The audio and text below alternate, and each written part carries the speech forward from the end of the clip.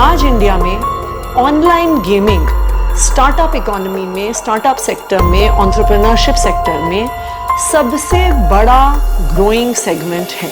और online gaming sector पर 28% GST लगा दिया। ये हाईएस्ट टैक्स ब्रैकेट है जीएसटी में। दिल्ली ने इसका विरोध भी किया।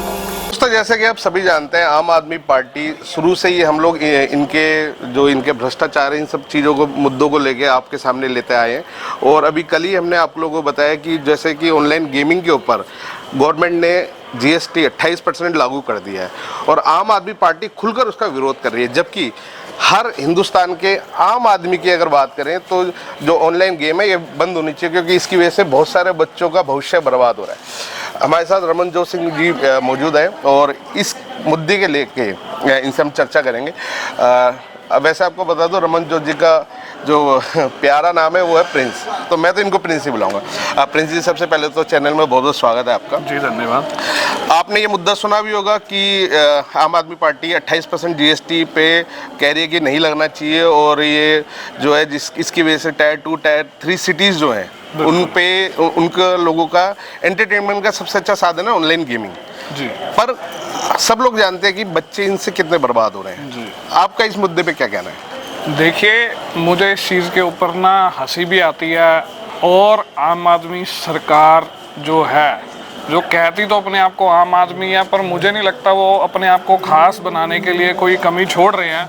वो हर उस चीज़ का विरोध करते हैं जो सोशल मुद्दा होता है, जो पब्लिक को जो मुद्दा नुकसान देने वाला होता है, उसमें वो बढ़ चढ़ कर हिस्सा लेते हैं और ऐसे व्यापारियों को, ऐसे लोगों को फ़ायदा पहुंचाते हैं जो लोग समाज के लिए एक काला धब्बा है। इसका सबसे बड़ा एग्जाम्पल हमने देखा जब कोविड के दौरान हमारी भाजपा की सरकार और हमारे जो आदरणीय प्रधानमंत्री जी हैं और हमारे दिल्ली के जो एक सिख जर्नैल हैं सरदार मनजिंदर सिंह सिरसा जी, वो जब लोगों की भलाई के काम कर रहे थे और उस टाइम पर लोगों के लिए सेवा कर रहे थे, घरों तक राशन पहुंचा रहे थे, उस टाइम पर आम आदमी पार्टी बैठकर शराब की पॉलिसी डिज़ाइन कर रही थी, ठीक है, जिससे कि दिल्ली के लोगों की सेहत हो सके खराब, उनके लीवर खराब हो। मैं उत्तम नगर की बात करता हूँ, जहाँ से मैं आता हूँ, वहाँ पर मेन टर्मिनल के नीचे उत्तम नगर ईस्ट मेट्रो स्टेशन की तरफ अगर आप जाएं तो उल्टे हाथ पर एक जो इनकी बारशाला है, जो समाज के ऊपर धब्बा है, जहाँ पे सस्ती शराब देने के बहाने बड़े बड़े बिजनेसमैनों को फायदा पहुँचाते हैं, जिसका पूरा घोटाला जनता के सामने आ चुका है और जिसके लिए इनके बड़े बड़े नाम जो हैं वो जेल जा रहे हैं, और आने वाले समय में दिल्ली के मुख्यमंत्री जो हैं, मुझे लगता है वो भी शायद जेल में ही होंगे। उसकी एक दुकान है और उसके बिल्कुल साथ में जो हमारे आदरणीय प्रधानमंत्री जी हैं, उनका जो चलाया हुआ है वो औषधालय है, जहाँ पे समाज में पब्लिक को, लोगों को सस्ती और फ्री दवाइयाँ भी मिलती हैं। यहाँ पर पता लगता है कि कौन सी सरकार है और क्या काम कर रही है। ये एक बहुत बड़ा फर्क लोगों को साफ नजर आने लग गया अब, क्योंकि दिल्ली में जिस सरकार को लोगों ने चुन के भेजा था वो सिर्फ एक फ्री की सरकार रह गई है, फ्री दे देती है, खुश हो जाते हैं लोग। पर ये देखने की बात है कि अब जब 28% जीएसटी लगा उस चीज के ऊपर जिसकी वजह से लोगों के घर बर्बाद हो गए। मैं पंजाब की भी बात कर देता हूँ, यहाँ पे जहाँ से हम पीछे से बिलोंग करते हैं।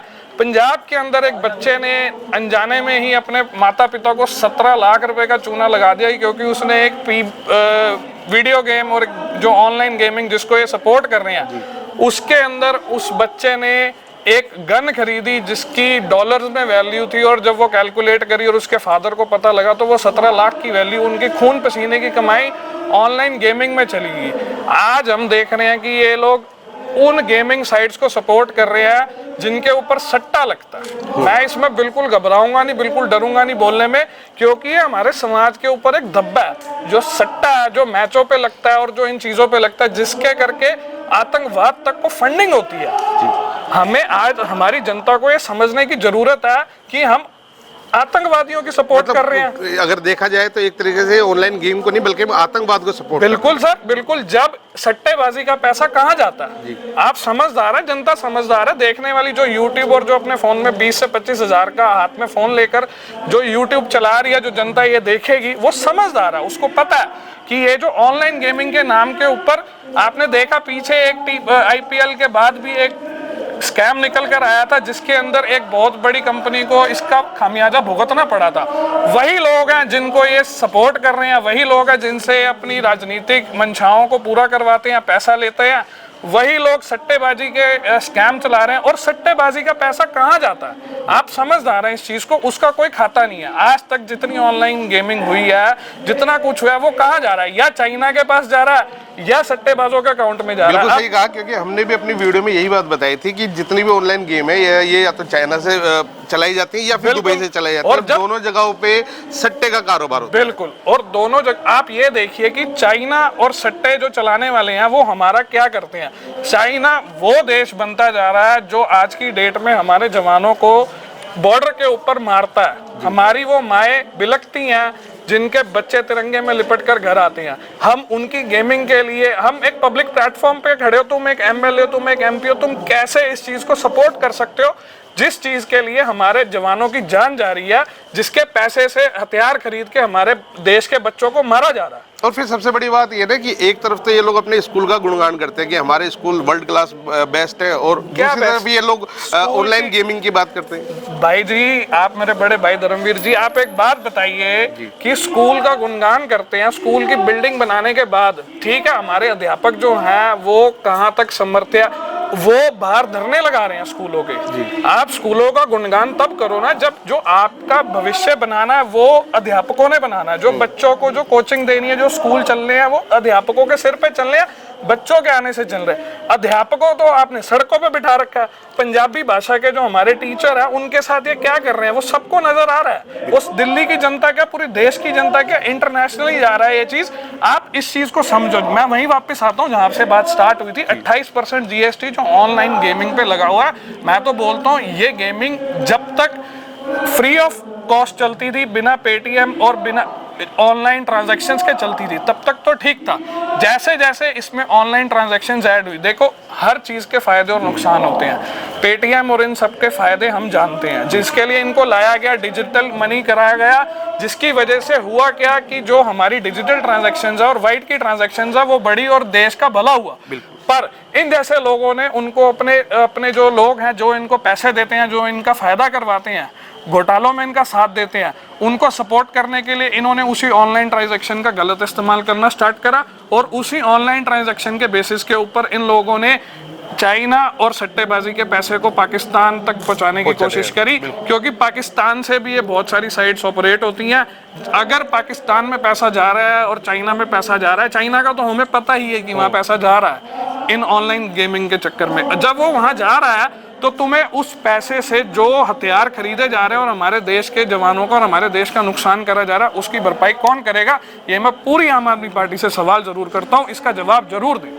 अच्छा प्रिंस जी, ज़्यादा समय नहीं लूँगा, एक आखिरी सवाल है मेरा। जितना भी हमारा यूथ देख रहा है और जो बच्चे ऑनलाइन गेमिंग खेलते हैं, इनके लिए क्या संदेश रहेगा आपका? जी बिल्कुल, मैं इनसे ये संदेश इनको मैं यही दे सकूंगा। मैं संदेश देने लायक तो अभी खैर हुआ भी नहीं हूँ, पर मैं इनसे एक अनुरोध जरूर करूंगा कि जो भी आप गेम खेलते हैं, आप उसमें कभी भी कोई पैसों की ट्रांजैक्शन ना करें, क्योंकि बहुत सारी चीजें होती हैं, बहुत सारी गेम्स होती हैं जो हमें भी आज के दिनों में अच्छी लगती हैं, और फिर हमारा पर्सनल डेटा भी जाता है उसमें। बिल्कुल, पर्सनल डेटा ये भी आपने एक बहुत अच्छी बात करी। एक जो हमारे ऊपर साइबर अटैक करे जा रहे हैं, वो साइबर अटैक हमारे फोन की हर परमिशन ले ली जाती है। परमिशन लेने के बाद हम देखते हैं कि साइबर अटैक्स जब होते हैं उसके अंदर ये होता है कि हमारे अकाउंट से घर बैठे बैठे पैसे कट रहे हैं। कैसे कट रहे हैं? क्योंकि यही गेम्स और यही ऐप्स के थ्रू हमारे फोन का डेटा उन शक्तियों के पास जा रहे हैं जो हमारे देश को खोखला करना चाहती हैं, जो हमें आपस में लड़वाना चाहती हैं।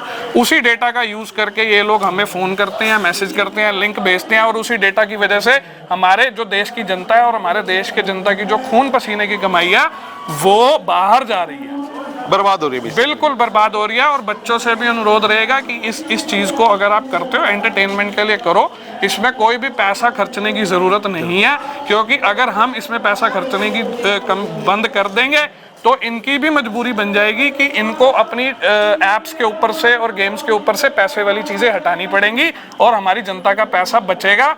आप इसका सबसे बड़ा एग्जांपल मैं बोलता हूं, जो टिकटॉक बैन करने से हमारे देश का फायदा हुआ, आप देख सकते हैं कि टिकटॉक बैन करने से आज हमारे देश में कितना लाखों अरबों का बिजनेस है, जो हमारी जो देश की बनी हुई मेड इन इंडिया एप्स हैं, जो प्रधानमंत्री मोदी जी ने मेक इन इंडिया एक स्टार्ट करा था, उस पे चल रही एप्स के ऊपर वहां पैसा लग रहा है और हमारे देश की तरक्की में साथ दे रहा है। तो दोस्तों कुल मिला के बात यह है कि ऑनलाइन गेमिंग से दूर रहे, और आम आदमी पार्टी जो इसको सपोर्ट कर रही है उनकी क्या मंशा है वो आप समझ सकते हैं। तो जो भी करे सोच समझ के करे, और हो सके तो अपने बच्चों को ऑनलाइन गेमिंग से जितना ज़्यादा हो सके दूर रखें। तो दोस्तों आज के लिए इजाज़त। मैं धर्मवीर जारवाल, सच की रफ्तार।